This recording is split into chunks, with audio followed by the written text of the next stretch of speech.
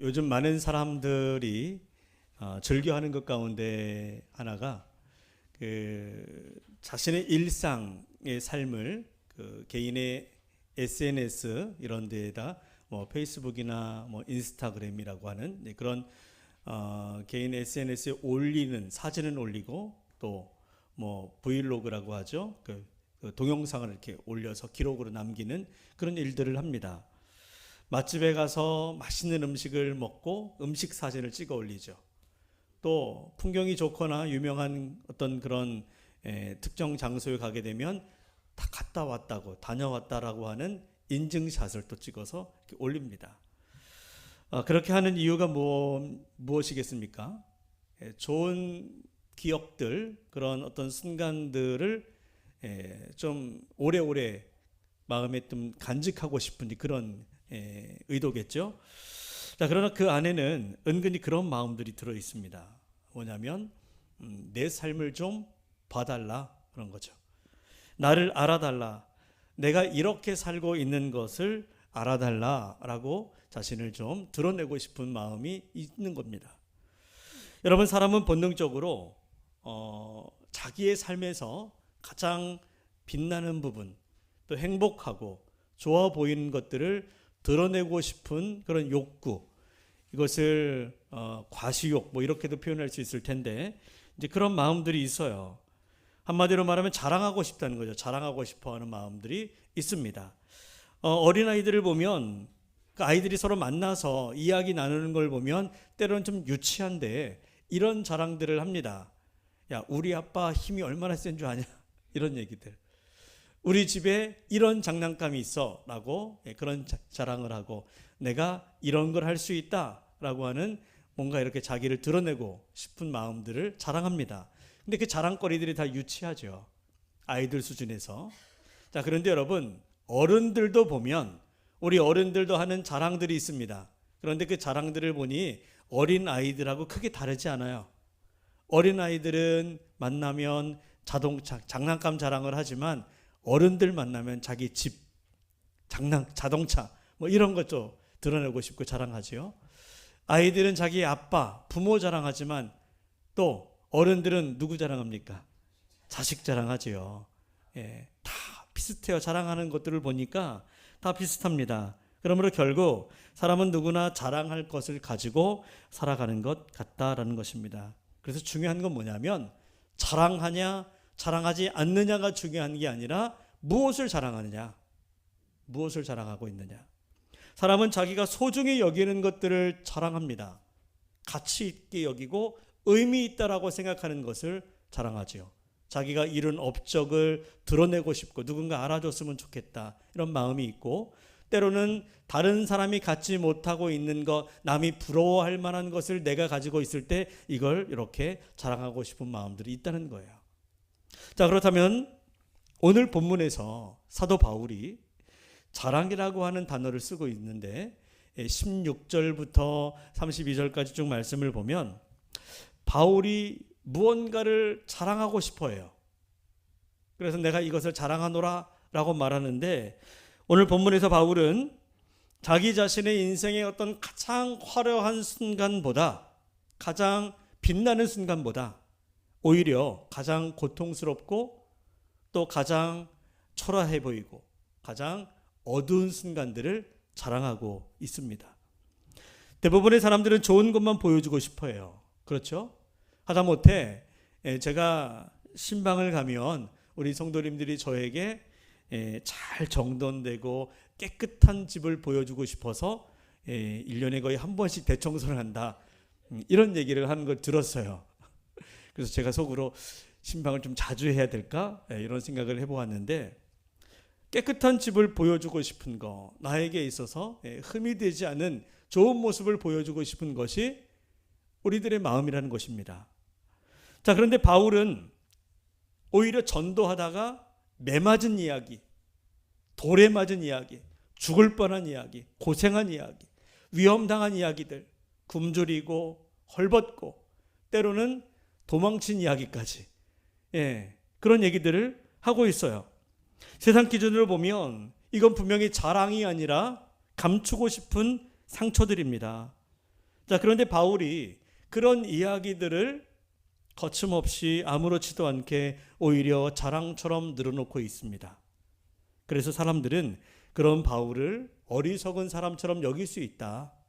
그래서 바울이 자신을 어리석은 사람이라고 여기지 말라, 이렇게 이야기하고 있어요. 여러분, 그런데 바울이 자기의 그 어두운 순간들, 어찌 보면 상처요, 저주받은 인생 같은 그런 고통을 남들에게 이야기한다라고 하는 것은 바울이 어리석어서가 아니죠. 분별력이 없어서가 아닙니다. 그것은 오직 바울의 중심에 예수 그리스도께서 계시기 때문이죠. 그는 자기 인생을 드러내는 데에는 전혀 관심이 없습니다. 자신을 자랑하고 자기의 빛나는 것들을 보여주는 것에는 관심이 없어요. 그는 오직 예수님의 길을 따르는 데 관심이 있었습니다. 그래서 바울은 세상의 영광이라고 말하는 것은 붙잡지 않고 오히려 그가 가지고 있었던 모든 화려한 것들을 다 내어버리고, 그리고 세상이 부끄럽다고 말하는 십자가의 길을 자기의 자랑으로 삼았습니다. 자, 여러분, 오늘은 종려주일이죠. 사람들은 전쟁에서 승리하고 돌아오는 개선 장군을 맞이하듯이, 그 임금을 맞이하듯이 모든 사람들이 거리로 나와서 종려나무 가지를 흔들고 막 주님의 입성을 환영합니다. 예수님을 영광의 왕으로 맞이하고 있는 거죠. 그리고 우리 예수님이 그 길로 이 환영받고 이 화려한 퍼레이드, 이것을 힘으로 받아서, 이 기운을 받아서 그 길로 쭉 가서 그 능력으로 로마를 몰아내고 그 압제로부터 이스라엘을 구원해내고 잃어버렸던 그 옛 다윗의 영광을 회복하는 이스라엘의 회복을 이루어 주기를 사람들은 간절히 바랬습니다. 그러나 우리 예수님은 어때요? 그 종려주일에 수많은 사람들의 박수 갈채를 뒤로 하고 우리 주님은 묵묵히 십자가의 길로 나아갑니다. 사람들은 높은 영광의 자리에 앉아서 왕으로 군림해 주기를 바랬지만 우리 예수님은 가장 낮고 천한 자리로 내려가십니다. 사람들은 강력한 군주가 되어서 메시아로서 세상을 호령하기를 원했지만 우리 예수님은 그저 십자가에 고난받는 종으로서 그렇게 낮아지시죠. 자, 그리고 여러분, 우리 본문에서 사도 바울은 바로 그 주님이 걸어가셨던 낮고 천한 길, 고난의 길, 그 십자가의 길을 자신도 그 주님을 따라 걸어가노라, 그렇게 고백하고 있는 것입니다. 자, 그러므로 오늘 본문은 단지 바울이 나 이렇게 많이 고생했다, 내가 이렇게 주를 위해서, 교회를 위해서 고생했으니 나를 좀 알아달라라고 자기의 고생한 것 하소연하고 자기를 알아달라고 이야기하는 것이 아니에요. 이것은 바울의 자랑이 무엇인지, 다시 말하면 바울이 자기 인생에서 가장 소중하게 여기고 가장 의미 있고 가치 있게 여기는 것이 무엇인지를 잘 보여주는 말씀입니다. 주님께서 자신을 통해서 세상에 나타내고자 하셨던 것이 무엇인지, 그것을 바울은 자신의 삶을 통해 드러내고 있는 거예요. 그것이 뭡니까? 바울이 그토록 고린도 교회 성도들에게 들려주고 싶었던 자기 인생에서 가장 소중한 것, 자기가 그토록 고생하면서 자기 목숨과 바꿀 정도로 지키고 싶었던 것, 그것이 무엇입니까? 그것은 바울에게 있어서 바로 예수님의 십자가였고 주님이 걸어가신 고난의 길이었습니다. 여러분, 오늘 우리가 종려주일을 맞이해서 오늘 이 말씀을 통해 우리 자신을 한번 돌아볼 수 있기를 바랍니다. 그래서 오늘 이 말씀을 통하여 나의 육신적인 세상의 자랑들, 내가 좋아하는 것들 내려놓고 바울처럼 이렇게 고백하는 저와 여러분들이 되었으면 좋겠어요. 한번 저를 따라해 보실까요? 나의 자랑은 주의 십자가입니다. 주의 십자가입니다. 그것이 여러분들의 고백이 되기를 축복합니다. 자, 우리 한번 16절 같이 한번 읽어볼까요? 16절 시작. 내가 다시 말하노니 누구든지 나를 어리석은 자로 여기지 말라. 만일 그러하더라도 내가 조금 자랑할 수 있도록 어리석은 자로 받으라. 고린도 교회는 그 성도들이 세상적인 지식으로 또 충만했고 또 많은 재물을 가지고 있고 뭐 세상적으로 부족함이 없는 사람들이었어요. 그래서 그들이 모이기만 하면 서로 잘났다고 자기를 자랑하고 그런 교회였습니다. 자, 그것을 보니 바울이 자기도 자랑하고 싶은 게 있었던 거예요. 그래서 바울도 이렇게 말합니다. 내가 너희들이 자랑하니 나도 자랑해 보겠다. 그런데 내 자랑을 듣고 나를 어리석다고 생각하지 말아라. 이렇게 지금 말하고 있는 겁니다. 자, 그러면서 바울은 자기가 그동안 전도하면서 겪었던 일들, 그 이야기를 하고 있는데 바울이 자랑하는 것이 뭡니까? 그게 바로 오늘 우리가 함께 읽었던 23절부터 27절까지 말씀이에요. 이런 얘기죠. 여러분, 나는 많이 수고하였고 여러 번 갇혔고 매도 수없이 맞았으며 죽을 고비도 여러 번 겪었습니다. 3번이나 몽둥이로 맞고 1번 돌에 맞았고 3번 배 타고 가다가 파손했고 밤낮 하루를 꼬박 바다에서 헤맨 적도 있습니다. 또 수고하고 애쓰며 뜬 눈으로 밤을 지새운 적도 여러 번 있었고 줄이고 목마르며 수없이 굶고 추위에 떨며 헐벗기도 했습니다. 나는 창문으로 광주리를 타고 성벽으로 내려가 도망친 일도 있습니다. 뭐 이런 얘기들을 쭉 하는 거예요. 여러분, 이처럼 바울이 자신의 화려하고 빛나는 인생의 순간들을 자랑한 것이 아닙니다. 오히려 가장 고통스럽고 수치스럽고 저주스럽게 보일 그 어두운 삶을 보여주는 거예요. 이렇게 하는 바울이 세상 사람들에게는 어리석게 여겨졌을지도 몰라요. 한심하게. 아니, 누가 물어봤나? 그러죠. 아니, 그게 무슨 세상 자랑이라고 굳이 이걸 이야기할까? 참 한심한 사람이군, 이렇게 생각할 수도 있습니다. 그러나 바울은 정말 어리석어서 그런 말 한 것이 아니죠. 오히려 바울은 무엇이 진정한 자랑인지를 너무나 잘 알고 있었기 때문에 그렇게 말하는 겁니다. 그 자랑이 무엇입니까? 바울의 중심에는 누가 계시죠? 예수님이 계시죠. 오직 복음만이, 오직 예수 그리스도만이 그의 삶의 중심이고 그 마음을 가득 채우고 있기 때문에 그는 무엇인가를 말할 때에 무엇을 말하든 오직 예수님만 나오게 되는 거죠.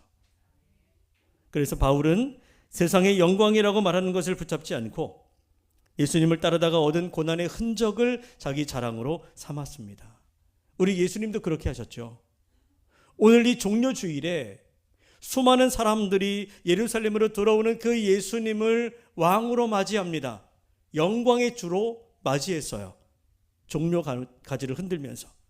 그러나 우리 예수님은 그들의 그 뜨거운 환호 속에 머물지 않습니다. 우리 예수님은 세상이 원하는 그 영광의 방식을 거절하시고 십자가의 길을 걸어가시죠. 세상 사람들에게는 그런 모습이 어리석게 보였어요. 그래서 처음에는 환호하고 막 열렬하게 예수님을 뜨겁게 맞이했던 사람들이 결국 그 초라한 길을 걸어가는 예수님을 바라보며 실망하고 등을 돌리죠. 급기야는 조롱하게 되고 멸시하고 외면했습니다. 그러나 바로 그 십자가의 길이 하나님의 뜻이었고 죄인을 살리는 구원의 길이 되었고 하나님께서 기뻐하시는 영광의 길이 되었습니다. 그리고 바울이 바로 그렇게 우리 주님께서 고난을 당하며 끝까지 걸어가셨던 그 십자가의 길을 이 바울도 그 길 걸어간 거예요. 자신의 영광을 버리고 고난을 택하신 예수님처럼 바울도 자기 성공이 아니라 충분히 성공할 수 있었고 충분히 잘 될 수 있고 모든 사람들에게 인정받는 자리에 설 수 있었지만 바울은 그 모든 세상의 자리와 영광을 버리고 복음 때문에 고난을 택합니다. 예수님의 길을 따르다가 수없이 많은 위기와 어려움을 만나게 된 거예요.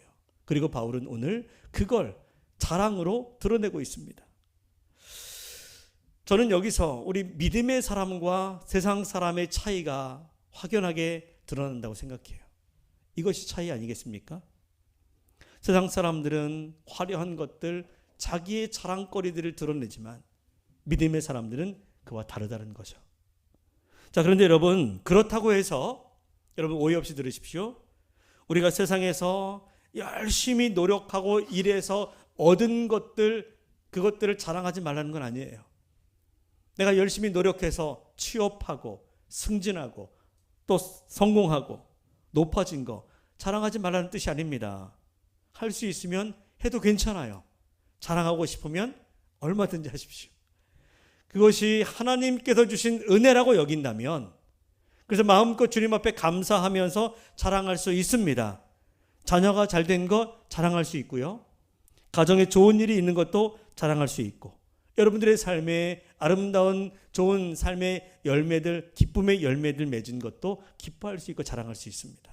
저는 담임 목사로서 바라기는 여러분들의 삶에 좋은 일들, 그런 자랑거리들이 많이 생겨서 여러분들이 저에게 좀 많은 것들을 자랑하는, 그런 자랑하는 이야기들을 많이 들었으면 좋겠어요.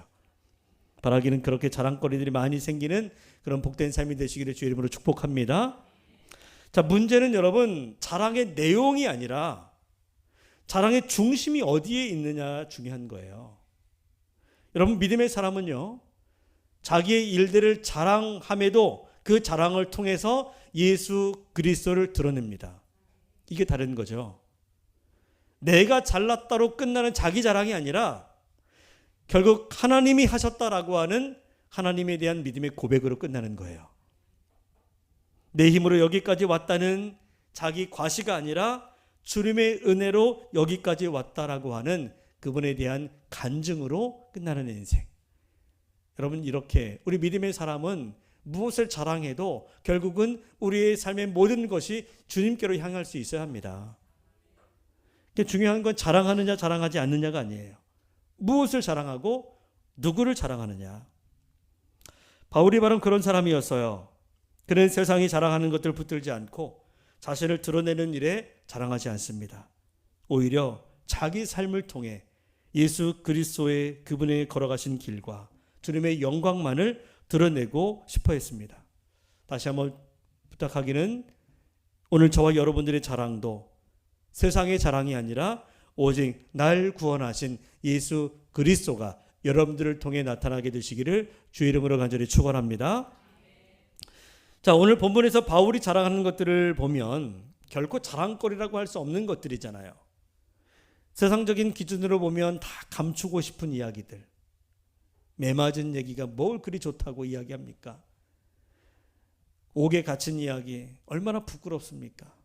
굶주린 이야기, 도망친 이야기들.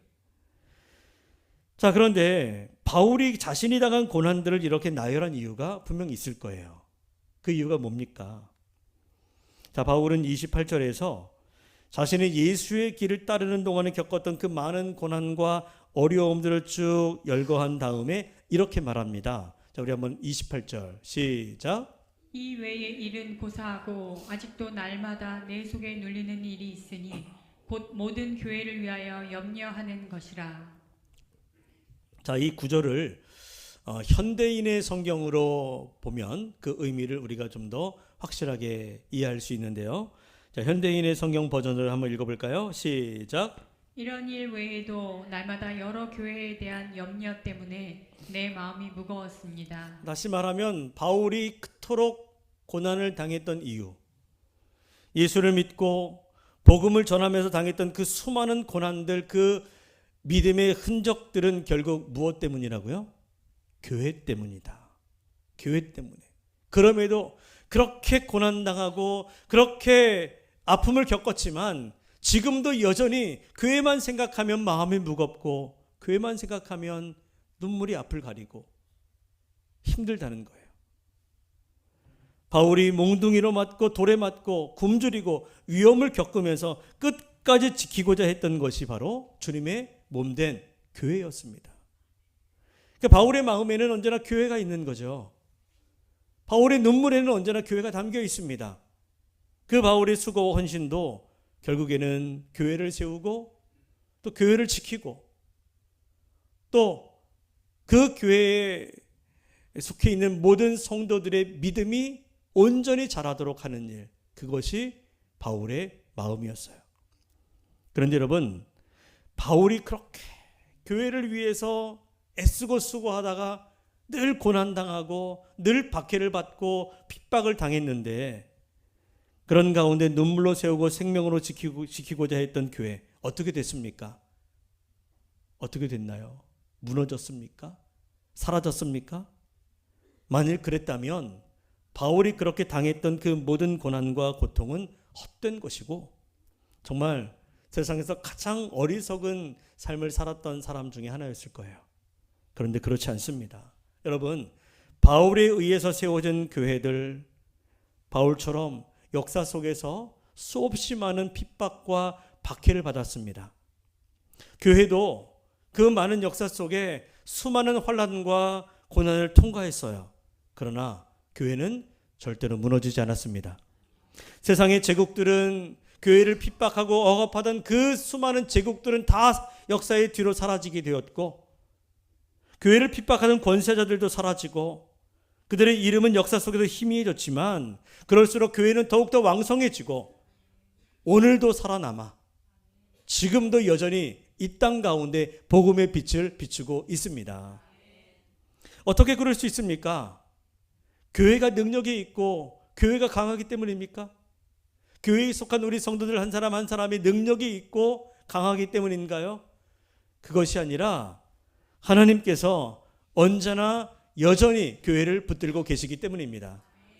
그리고 그 하나님의 역사 속에, 하나님이 행하시는 그 모든 역사 속에 바울처럼 그와 같은 그 믿음의 사람들이 자신의 수고와 헌신을 통해서 교회를 지키고 수고했기 때문에 교회는 여전히 살아있게 되는 거예요. 그러므로 여러분, 바울이 복음을 위해 흘린 눈물들, 교회를 위해 당한 그 모든 고난들 헛되지 않은 것들이었다. 그의 수고와 헌신 위에 교회가 세워지고 그 헌신 위에 복음이 전해지고 그 눈물 위에 성도들의 믿음이 자라게 되었던 거예요. 그러므로 바울이 당한 고난들, 교회 때문에 겪었던 수많은 고통들이 여러분 헛수고입니까? 수치요 상처입니까? 결코 부끄러운 것이 아니었어요. 그것은 숨겨야 될 상처가 아니라 오히려 드러내야 될 영광의 흔적들입니다. 1000번 만번 자랑해도 지나치지 않을 만큼 우리 주님 안에서 너무나 귀한 일들인 거예요. 세상은 그런 바울의 삶을 보며 어리석다 손가락질할지 몰라도 하나님은 그 길을 결코 어리석다 말하지 않습니다. 오히려 하나님께는 가장 아름답고 영광스러운 믿음의 흔적들입니다. 믿음의 흔적. 여러분, 우리가 걷는 믿음의 길에도, 여러분들이 걷는 믿음의 길에도 이런 믿음의 흔적들이 있으셔야 돼요. 믿음의 흔적들. 우리가 적어도 명색이 그리스도인 아닙니까? 그렇죠? 한번 따라해 보실까요? 나는 그리스도인입니다. 그렇죠? 명색이 그리스도인인데 그렇다면 우리에게도 예수를 믿기 때문에 생기는 상처, 신앙을 가지고 살아가기 때문에 우리의 삶에도 그 믿음 때문에 생기는 소위 거룩한 믿음의 흔적들이 하나쯤은 가지고 있어야 되지 않을까요? 그래야 그리스도인이라고 당당하게 말할 수 있지 않습니까? 하지만 그렇다고 여러분, 나도 어디 가서 바울처럼 몽둥이로 맞고 돌에 맞고 옥에 갇히고 배고프고 굶주리고 헐벗고 뭐 이러라는 거 아니에요. 여러분, 우리가 이 세상에서 믿음의 길 가는 동안에 때로 그리스도인이라고 하는 이유 때문에 겪게 되는 일상의 어떤 어려움들 있지 않습니까? 그런 경험들이 있을 거예요. 때로 말씀대로 살려고 하다가 남들에게 오해를 받기도 하고, 때로 세상 방식을 거부하다가 넌 참 유별나다 그러면서 사람들로부터 따돌림을 당하는 외로움을 겪기도 했을 것입니다. 때로 억울한 일을 당해도 교회 다닌다는 이유 때문에 화를 참았던 적도 한두 번 아니겠지요. 저는 그것이 주님 앞에서 우리가 남기는 믿음의 흔적이라고 생각합니다. 또 어떤 때는 내 이익을 포기하더라도 정직하게 살기 위해서 때로 손해를 감수하는 일도 있었을 거예요. 남들은 다 요령껏 눈치 보면서 넘어가는데 나는 주님을 믿는 사람이기 때문에 속이지 않으려고 하고 바르게 살려고 하고 깨끗하게 하려고 애쓴 것이 있을 겁니다. 그래서 손해를 보고 답답한 마음이 들 때도 있었을 텐데, 그러나 그건 역시 세상 속에서 남겨지는 여러분들의 거룩한 믿음의 흔적들인 거예요. 또한 우리 교회 안에서도 누가 알아주지 않아도 묵묵히 섬기는 손길들 여러분 있지 않습니까? 우리 성도들을 대접하기 위해서 지금도 주방에서 음식 준비하는 손길들, 차량 운전하고 안내를 하고 찬양대로 또 우리 교사로 반주로 영상으로 예배를 섬기는 손길들 있지요. 쓰레기를 분리수거해서 내놓고 또 교회 구석구석을 청소하는 손길들 또한 우리 주님이 기억하시는 믿음의 흔적들입니다. 또 이렇게 강대상에 물 한 잔 올리는 것 또한 주님이 기억하는 흔적이겠죠. 어제처럼 토요일에 정말 한 주간 동안 일하다가 쉬고 싶은 날일 텐데도 그래도 교회에서 토요 전도한다고 해서 나와서 함께 전도에 동참했던 우리 전도대원들의 수고, 그 또한 우리 주님이 너무나 아름답게 여기는 그런 믿음의 흔적이라고 생각합니다. 또한 여러분, 이 주일에 피곤하고 지친 몸을 이끌고 그래도 성도라고 해서 그 본분을 지키기 위해 예배의 자리에 나온 그 발걸음 또한 믿음의 흔적인 거예요. 또 어떤 때는 내 마음이 지치고 형편이 어려워서 기도의 자리에 나오기 힘든 그때에도 그 몸을 이끌고 기도의 자리에 나와 때로 가정을 위해서 기도하고 자녀들을 위해서 기도하고 나라를 위해서 교회를 위해서 기도했던 그 기도의 눈물들이 하나님 앞에 분명히 남는 믿음의 흔적들입니다. 그렇게 여러분 우리는 나도 모르는 사이에 내 믿음이 깊어지면 깊어질수록 우리들의 삶에는 주님이 기억하시는 믿음의 흔적들이 삶의 곳곳에 남게 됩니다. 참았던 흔적들, 양보했던 흔적, 손해를 감수하고 섬기고 봉사한 흔적들, 그 모든 것들이 주님이 기억하시는 십자가의 흔적인데 여러분 그렇게 내 삶에 뒤돌아보니 어느덧 내가 걸어온 길 속에 주님을 닮아가는 십자가의 흔적들이 남겨져 있다면 그건 여러분들이 결코 잘못된 길로 살아오지 않았다는 것을 의미하는 거예요. 오히려 지금 내가 예수님이 걸어가셨던 그 길을 잘 가고 있다라고 하는 증거일 수 있습니다. 여러분, 세상은 그런 믿음의 흔적들을 대수롭게 여기지 않지요. 때로는 어리석다고 말할지도 모릅니다. 그러나 우리 주님만큼은 그걸 결코 작게 여기지 않아요. 때로는 작은 믿음의 흔적이라 할지라도 우리 주님은 그걸 크게 보시고 기뻐하십니다. 그러므로 여러분, 주님을 믿고 따르는 믿음의 길에서 그 믿음의 흔적들이 우리의 삶에 남을 때마다 힘들고 어려움이 찾아올지라도 결코 낙심하지 말고 포기하지 마시고 주님 가신 십자가의 길을 우리도 묵묵히 걸어갈 수 있게 되기를 바랍니다. 그래서 여러분들의 삶에 남겨진 그 거룩한 믿음의 흔적들이 하나님 나라의 영광이 되시고 그리고 교회를 세우고 우리의 자녀손들 다음 세대를 살릴 수 있는 거룩한 씨앗들이 될 수 있기를 주님의 이름으로 간절히 축원합니다.